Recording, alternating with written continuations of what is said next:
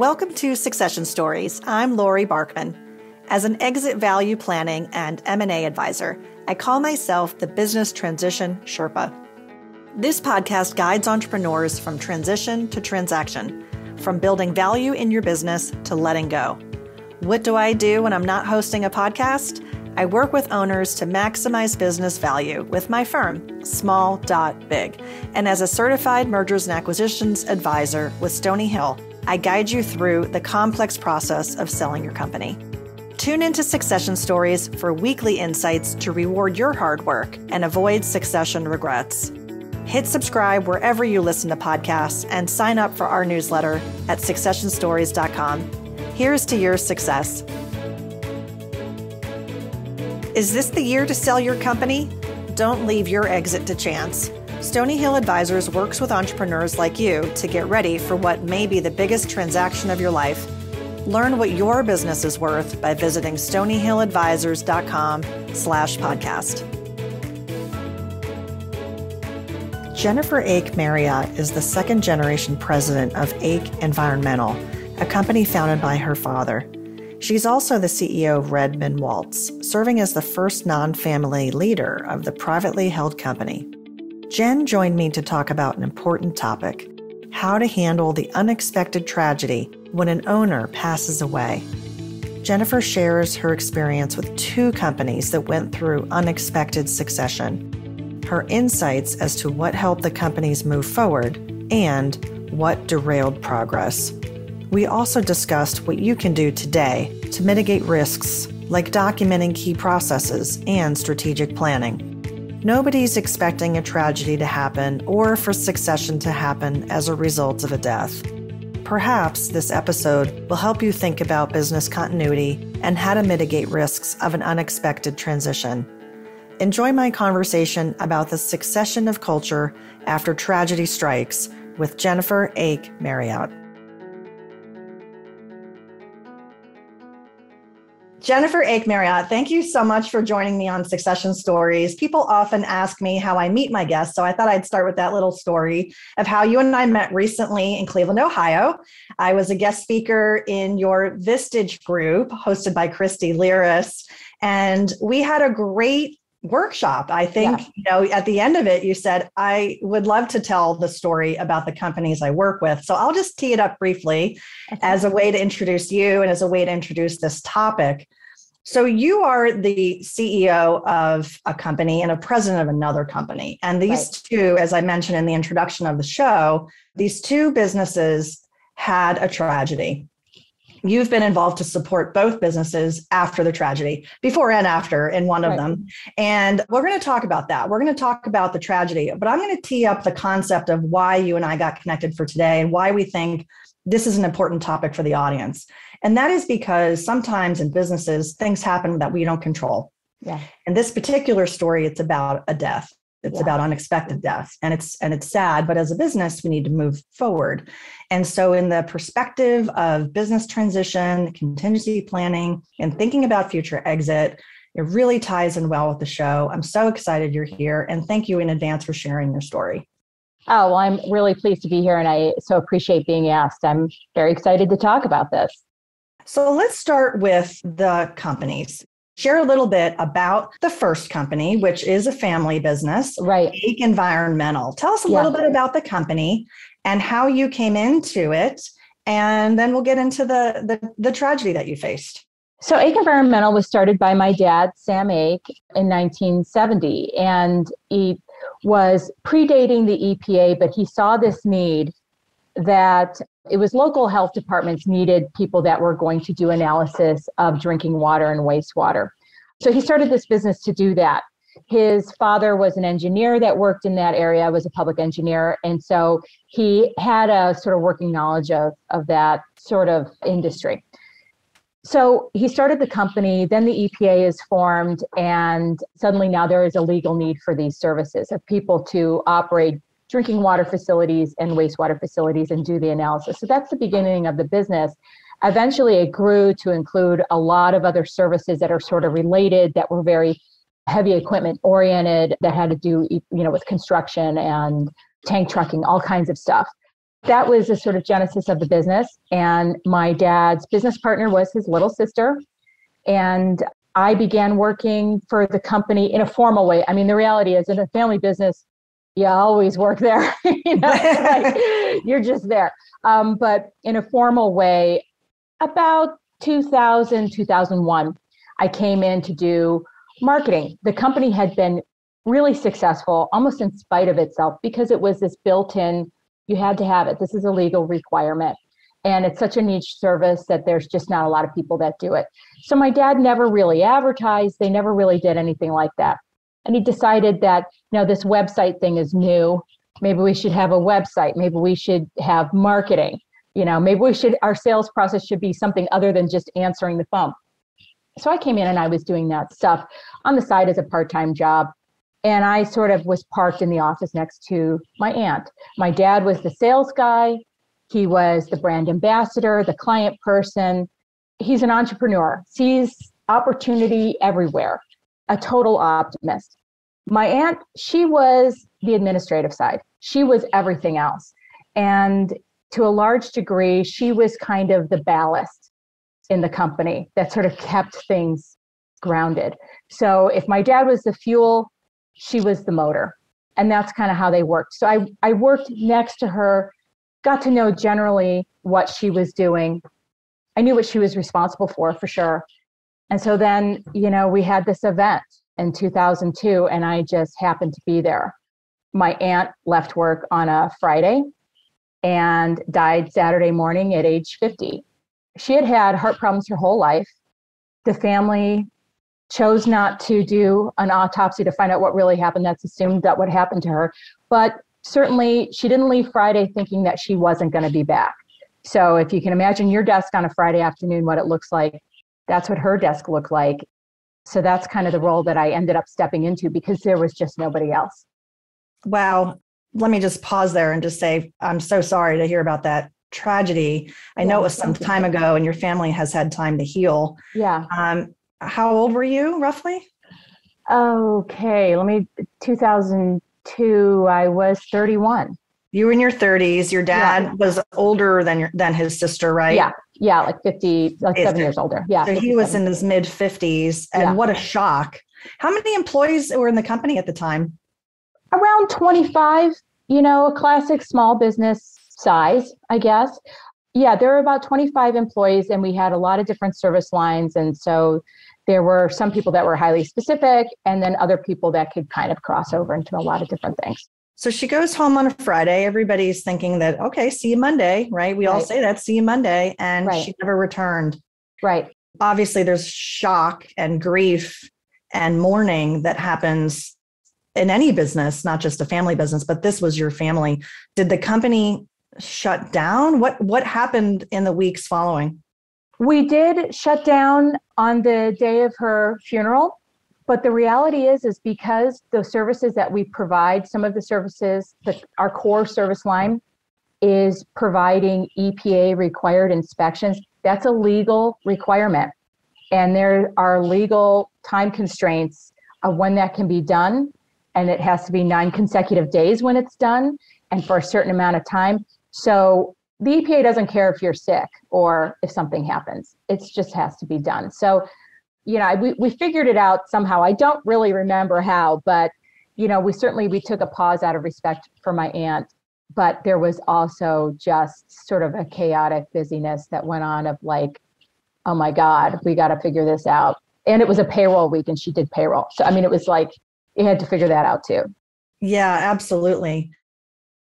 So payroll needed to be run and the business needed to run. EPA regulations. Yeah. We got to do business as usual. Oh my goodness. I can't even imagine the shock and how you come back into that situation. What did your dad, if you put yourself back in his shoes at that time, if you can remember, what did he go through and pick up the pieces, so to speak? How did he start moving forward in a way that gave the business continuity? And what was your role in that? Thinking back, he hovered. He was highly attentive to everyone. He was grieving in a way that he was constant motion. I remember that.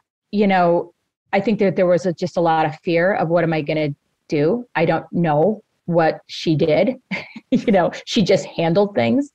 But also, yeah, that emotional part of it, of his little sister. It's so funny. You asked it. This is an obvious question that I should probably know the answer to. And I don't exactly know, other than he was really concerned. I think he knew that we were going to figure out a way out of it, because that is inherently who he is. He's there's a solution to every problem kind of person. But the how of it was totally unknown.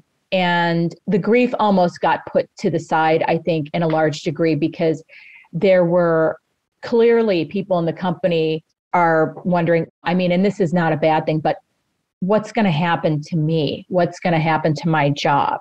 And so those things needed to be attended to. Yeah, it's a very fraught moment. And I think that instinctively he did the right thing, which was being highly visible and showing up and, communicating, checking in with people.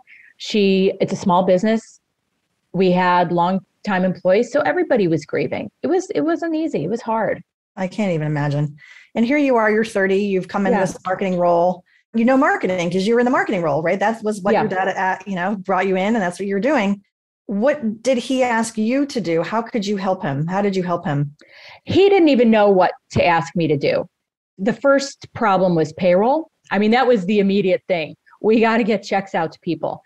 I had I had some bookkeeping experience, so I could figure out some of that stuff, but it was really a research project in so many ways, in that everything that was on her desk, I studied every Post-it. I kept those Post-its. I kept her desk pad. I kept everything for at least 2 years. Every piece of mail that came in, I didn't have a context for a lot of things. I didn't know how important one thing was compared to another thing necessarily. Some things you do, but some things I didn't. And it's one of the issues that happens in a closely held family business, is that there aren't committed written processes, or there aren't a documentation for some of the activity that goes on, because you're talking about it all the time and you see these people all the time. And so there's not, it doesn't feel necessary, it feels redundant, and you don't have time for that anyway, because you're wearing 5 other hats. But coming in on the backside of that and not having a roadmap for really anything, it was a real learning process. And then trying to interpret what she was doing within something, it's challenging. We got through it, and also to allow yourself a little grace. You don't know everything. Balls will be dropped. You just hope that they're not the big ones. And chances are they're not going to be, because the big ones are really obvious. It's the little things that, oh, I'm the one that orders the letterhead. Oh, it's just sort of like, oh, and we're out.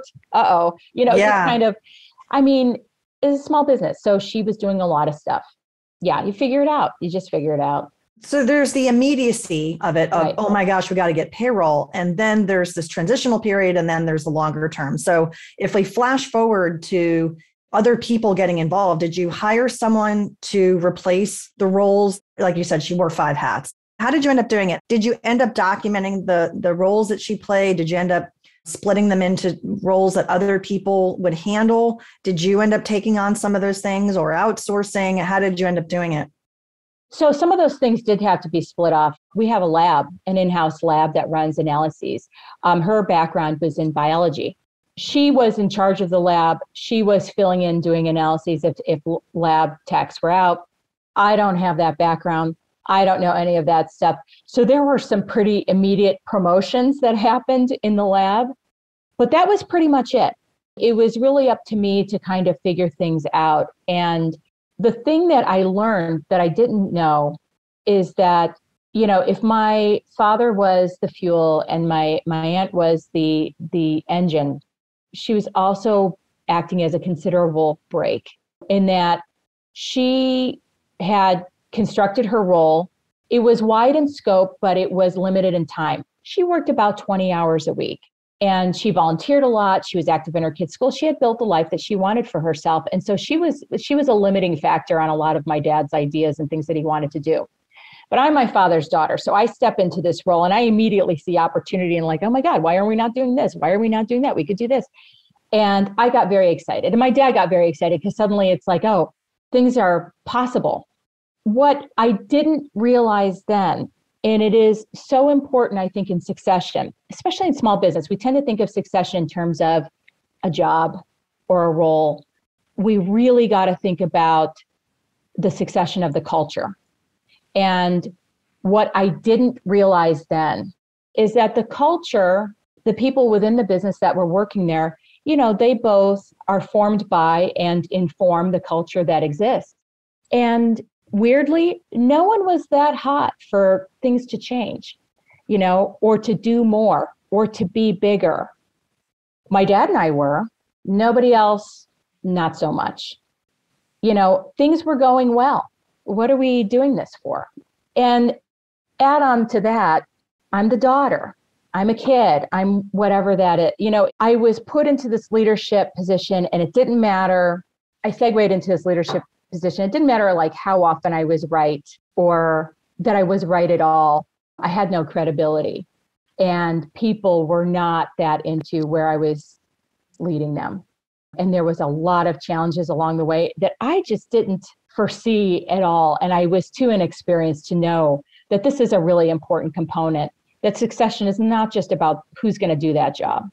It's about understanding that, especially in a leadership role, it's about the company as a whole and who's in it. And if looking back, had we had conversations with key people early on and it brought them into what the plan was, I think things could have been a lot different. At least we would have known sooner that we were going to have issues. We didn't do that.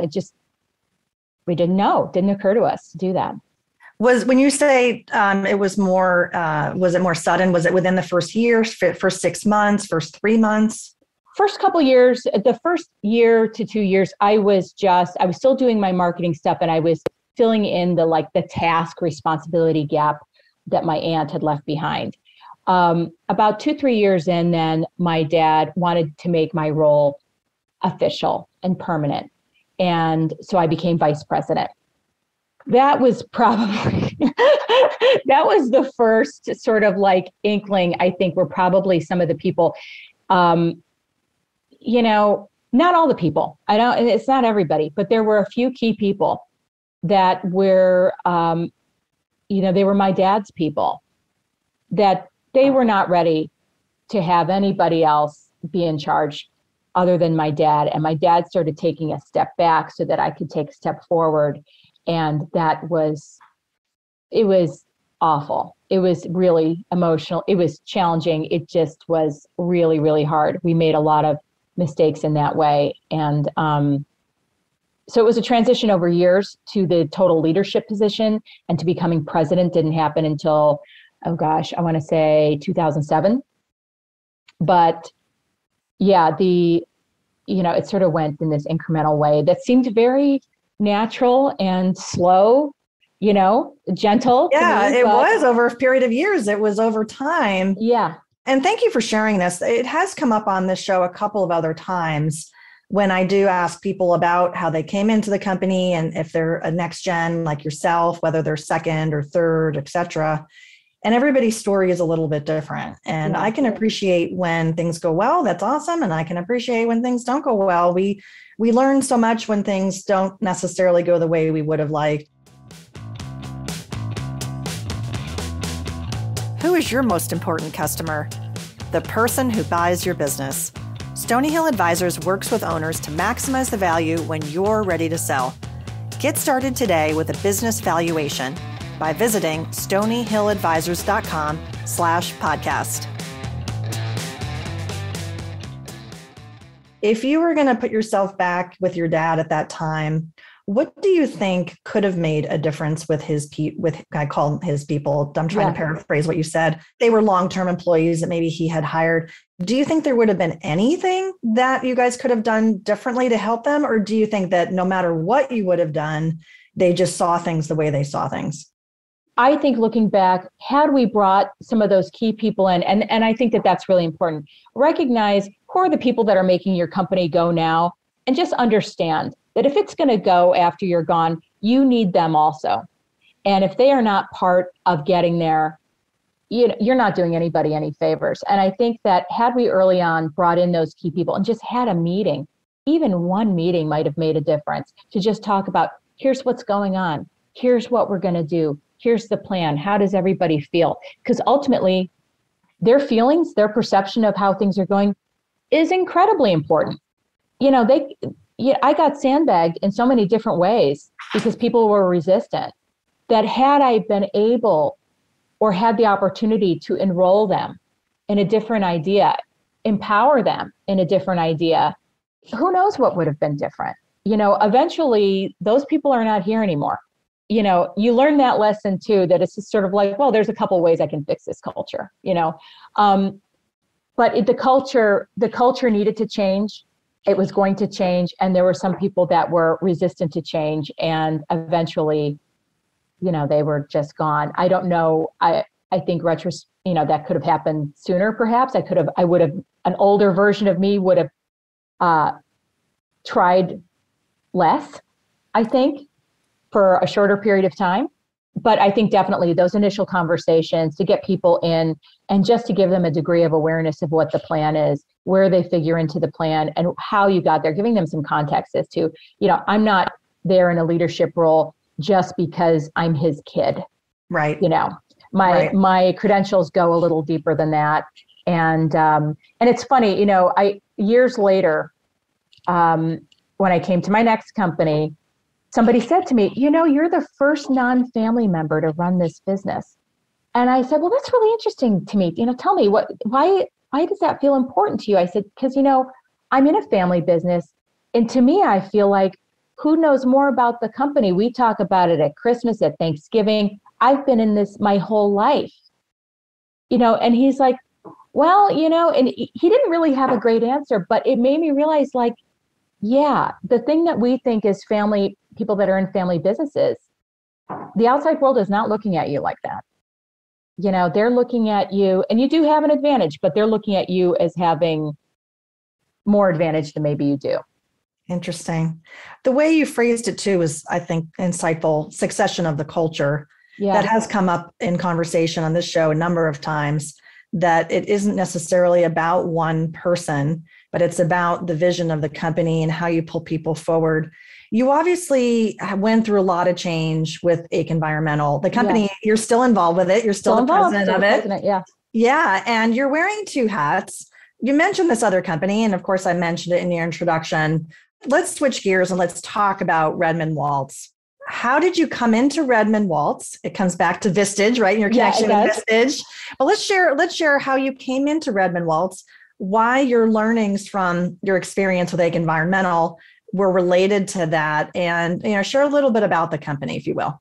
Sure. So Redmond Waltz is another family business owned by the Wagner family. It started in 1946. It's an electric motor repair business. So if you think large size AC, DC motors that you would find in a steel mill or a forging plant or a metal stamper, manufacturing processes writ large. They exist. They're in downtown Cleveland. They've been there since the beginning, since 1946.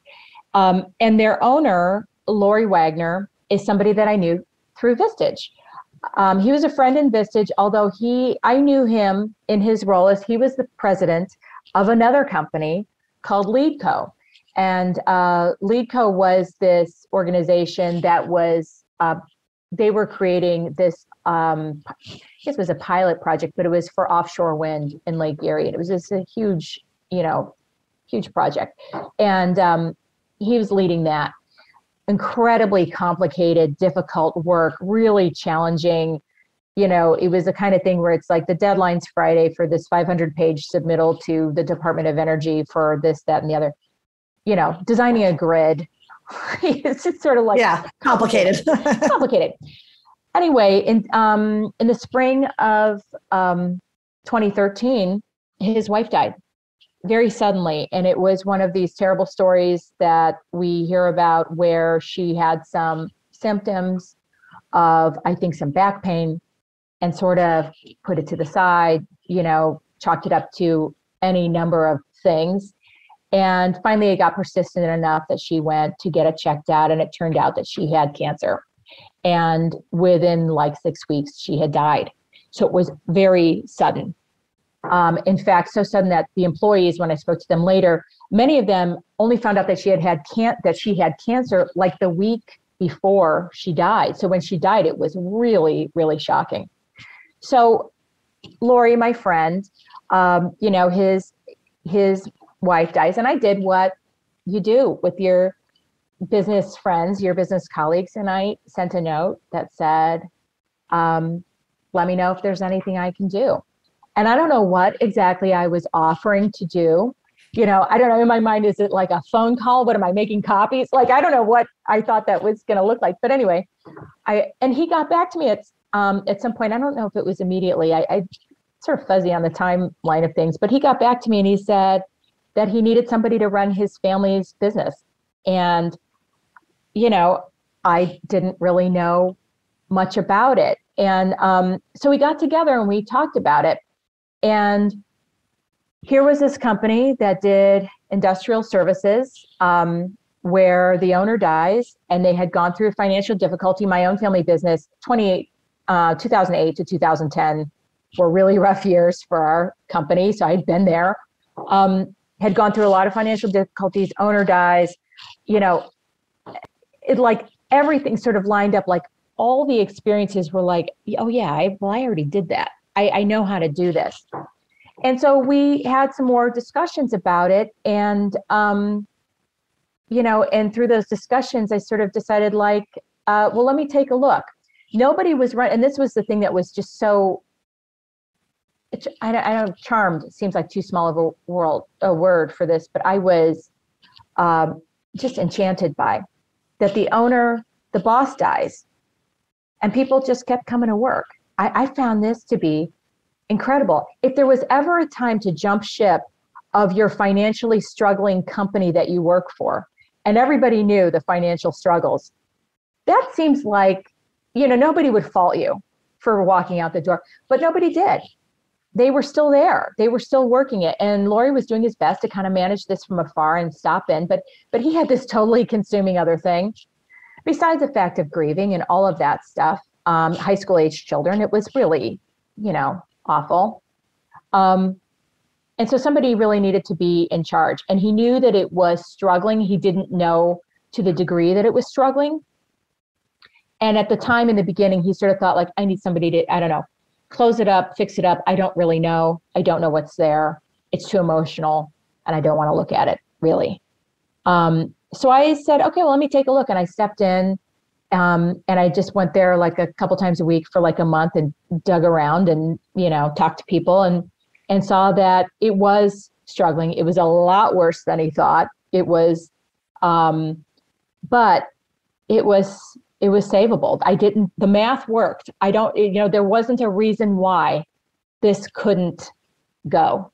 And I told him that. And so we came to a decision, and I started coming in part-time, kept my role as president at my own company, and was coming there, part-time basis, and then eventually segued into, becoming CEO. And that's kind of where we are now. Amazing.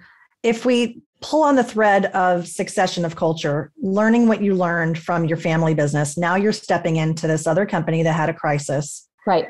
How did the first experience help you in that first year as you thought about succession of culture? Well, there's one thing that's a big difference. And Redmond was, the wolves were at the door. This was not a great situation. In a lot of ways, that made it so much easier because they were on board that something wasn't working. And maybe, people are usually generally good with change as long as it's out there and it's not, like, oh, me, but it's, for the most part, they didn't know what needed to change, but they knew what was happening wasn't working. So they were a little bit more open. There was that. That is one difference. At Ake, things were going well. So nobody, I was sort of upsetting the status quo at that point. But the difference that I made between each was, first of all, I was introduced differently. I came in, and because I was introduced by the owner of the company that had a lot of credibility, had credibility with everyone, and he introduced me as the new leader, and I wasn't related, I suddenly had more credibility than I think maybe even his wife did. His wife came in there, and I think that there were certain things that she was maybe never given latitude to do. There was also inherently, we know this is a do-over. It's a new person. And man, is there power in the do-over. You get to just, wipe the slate clean. What I wanted to do, though, and what I saw as important, was the thing that also didn't happen at my company, was really talking to people, understanding their perception of what was going on, understanding what they knew their role to be, and then also getting to hear the mythology, because there are the facts, and then there are the facts as everybody knows them. And that mythology, whatever the story was, the company story, was really important that I know that, because, if that's the wisdom, if that's what everybody thinks, that's got to be addressed at some point. So I needed to understand that. And I also wanted to understand why people were there. This is a struggling company, and the idea of people saying, well, it's a job. And it's like, yeah, there's lots of jobs. Why here? And understanding what that was, it takes time. You got to be able to, if you're invested in changing a culture, and I knew immediately that's what it was, because the math could work. So it was the culture that wasn't working. I knew immediately that's what had to be done. If that's what has to be done, then first let me respect it enough to take the time to see where we are and how we got there, because businesses don't fail overnight, and this was one of those situations of where, one choice is made and it leads to this succession of ever narrowing choices. And the narrower it gets, the worse they are. And in so many ways, I would say that Redmond, in a lot of ways, listen, they're there. It worked. Hats off, it worked. But now how do we go forward? So just understanding that, hearing people's stories, understanding what they understood their role to be, what they thought was wrong, where they thought the wrong turns were. Things are really important to sort of get to the bottom of, and sort of trying to decipher what needs to be fixed. And then understanding those key people, that if I didn't have those key people invested in what I was doing, if they didn't want to be on my side, didn't matter how talented I was or how smart I was or all the things I knew to do. It just wasn't going to matter. So, investing the time to research and get to know people, having that respect for the organization, I think is really important. That was the first step. Really important. And I'd call that the listening tour, right? Where you really spend the time listening, asking good questions, and really trying to understand what could be different. How did we get to that point? Right. I reflect back to the workshop where we met. And if you remember, I had the flip chart. And I wrote up the word transition on the flip chart, and I asked everyone in the room. We went around the room a few times. We had probably 30 words up there. What comes to mind when I say the word transition? And not surprisingly, in your session, like many, the word change comes up. And one of the most recent episodes I did was with Dina Chachanov. She's a therapist and she works with family businesses. And so she's episode 96. And one of the things she said about the difference in her head, in her mind, of change versus transition is that change is an action-oriented thing. And it happens and we take action on it. And she said transition, and so let's call that more from the head and the hands. And she said transition for her is more about from the heart, and it happens over time.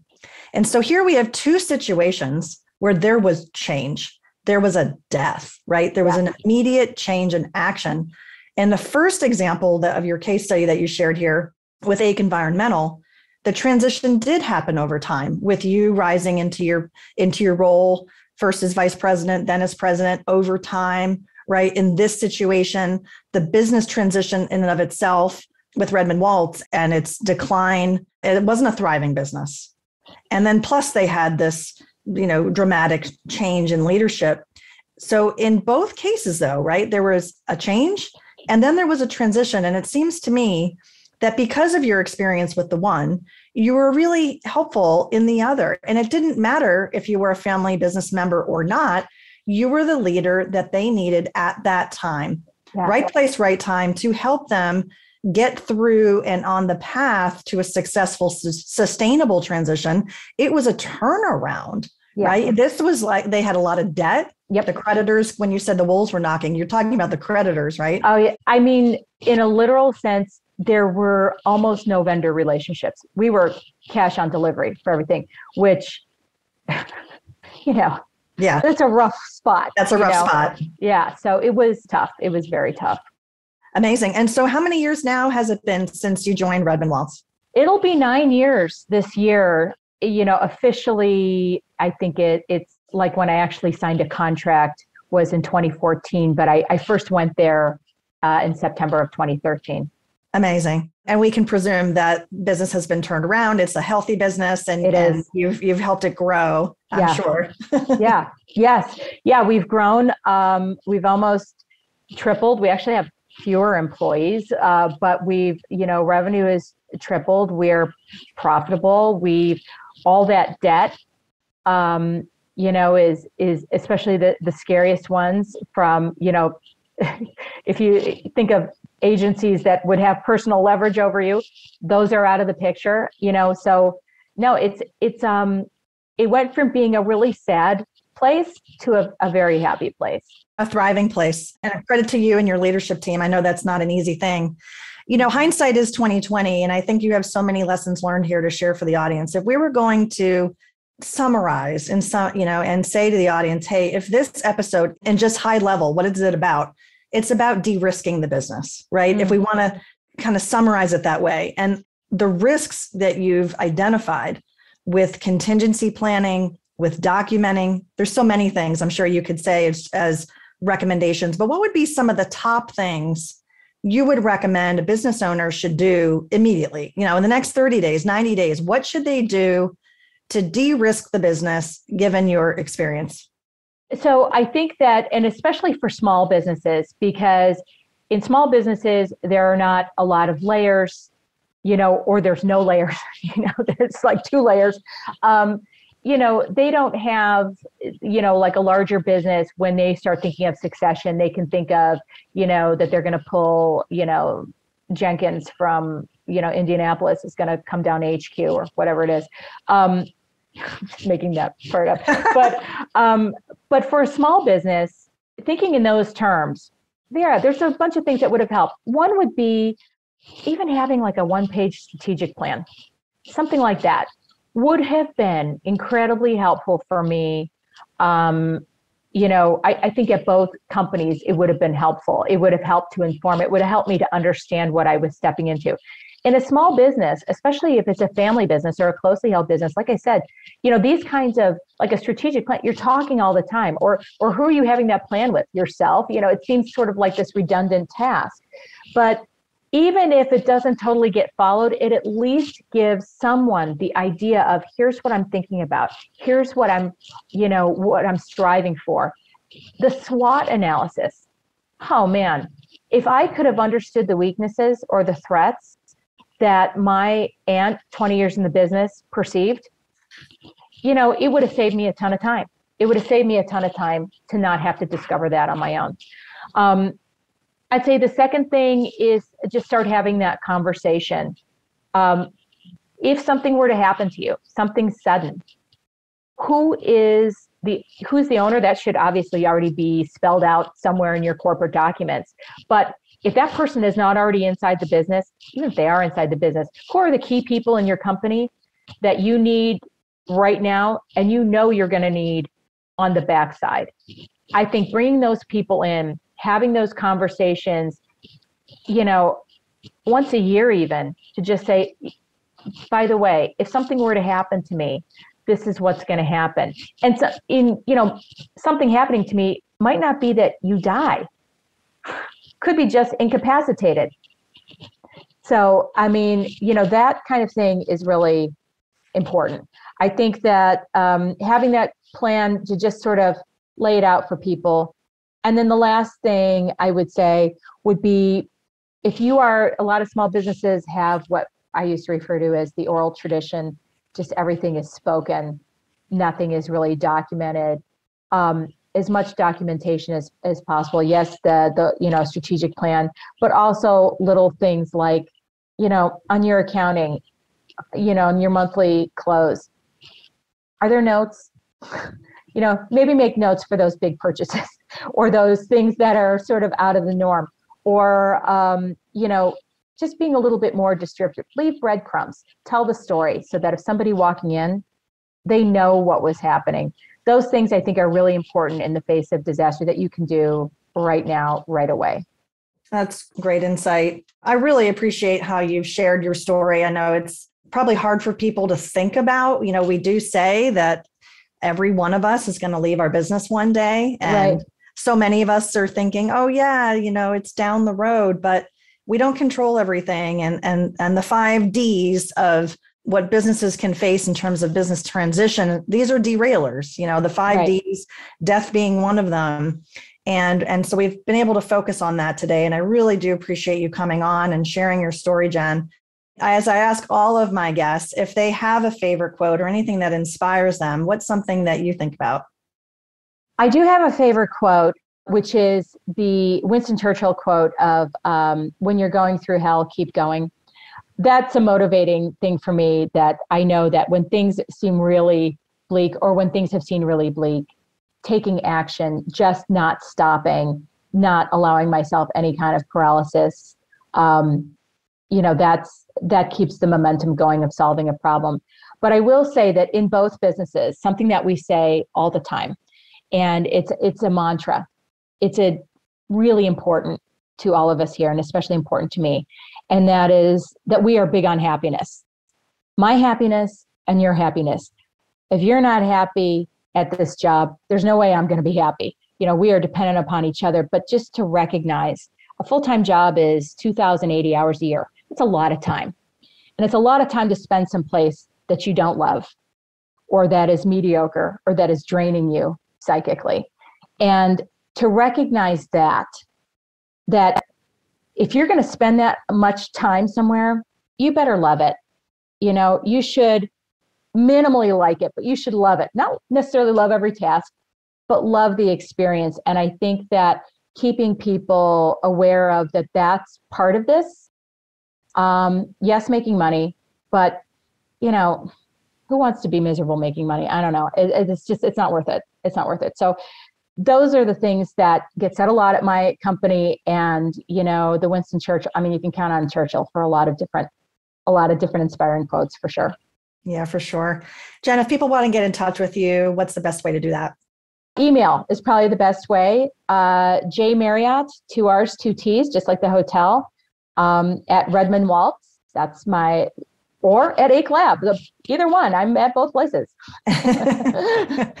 Awesome. Thanks again for sharing your stories and insights and being with me today on Succession Stories. Thanks, Laurie. I appreciate it. And to the listeners, I appreciate you. Please subscribe to the show wherever you listen to your favorite podcasts. And you can also find us on YouTube. Until next time, here is to your success.